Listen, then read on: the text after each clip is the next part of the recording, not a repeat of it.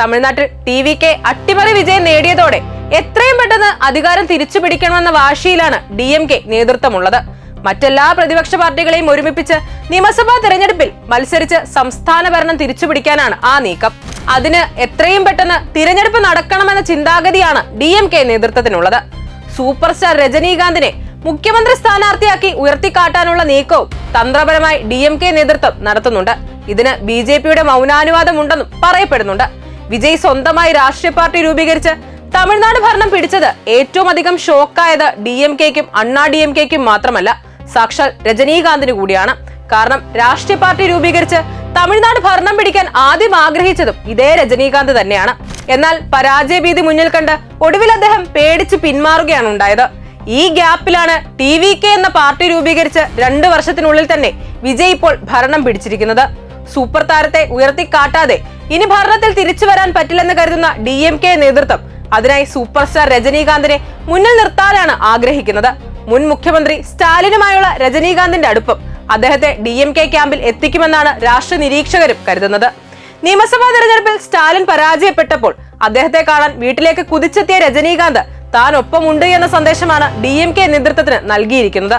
അണ്ണാ DMK ശിഥിലമായ സാഹചര്യത്തിൽ DMKയുമായി തന്ത്രപരമായ ഒരു നീക്കുപോക്ക് BJPയും ആഗ്രഹിക്കുന്നുണ്ട്. TVK കോൺഗ്രസ് പാളയത്തിലെത്തിയ സ്ഥിതിക്ക് 2029 തെരഞ്ഞെടുപ്പിൽ DMKയുമായി ധാരണയുണ്ടാക്കുന്നത് നല്ലതാണ് എന്ന അഭിപ്രായമാണ് BJP നേതൃത്വത്തിനുമുള്ളത്. TVK മുന്നണിയിൽ കോൺഗ്രസും ഇടതുപക്ഷവും VCKയും മുസ്ലിം ലീഗും ചേർന്ന് മത്സരിക്കാൻ സാധ്യതയുള്ള സാഹചര്യത്തിൽ അണ്ണാ DMKയിലെ ഒരു വിഭാഗത്തെയും മറ്റ് NDA ഘടക കക്ഷികളെയും രജനീകാന്തിനെ ഒപ്പം നിർത്തുകയല്ലാതെ മറ്റൊരു മാർഗവും DMKയ്ക്കും മുന്നിലില്ല. ഈ സാഹചര്യത്തിൽ ഇനി കണ്ടറിയേണ്ടത് BJPയുമായി DMK പരസ്യമായി കൂട്ടുകെട്ടുണ്ടാക്കുമോ അതോ രഹസ്യധാരണ മാത്രമായിരിക്കുമോ എന്നത് മാത്രമാണ്. BJP നേതാവ് അണ്ണാമലയുടെ പുതിയ നീക്കം BJP കേന്ദ്ര നേതൃത്വത്തിന്റെ അറിവോടെ ആയതിനാൽ ഒരു സാധ്യതയും തൽക്കാലം തള്ളിക്കളയാൻ സാധിക്കുകയില്ല. മാത്രമല്ല, കേന്ദ്രത്തിലെ ആദ്യ NDA സർക്കാരിന്റെ ഭാഗമായ ഒരു പഴയ ചരിത്രവും DMKയ്ക്കുണ്ട്. തമിഴ്നാട്ടിൽ വിജയാണ് പ്രധാന എതിരാളി എന്നതിനാൽ അദ്ദേഹത്തെ വീഴ്ത്തുക, TVK തകർക്കുക എന്നതിന് മാത്രമാണ് DMK ഇപ്പോൾ പ്രാധാന്യം കൊടുക്കുന്നത്. മറ്റൊന്നും തന്നെ അവർ ചിന്തിക്കുന്നില്ല എന്നതാണ് ഒരു യാഥാർത്ഥ്യം. ഇതിനായി രജനീകാന്ത് മുഖ്യമന്ത്രി, ഉദയനിധി സ്റ്റാലിൻ ഉപമുഖ്യമന്ത്രി എന്നൊരു ഫോർമുല തന്നെ DMK ഉണ്ടാക്കിയിട്ടുണ്ട്.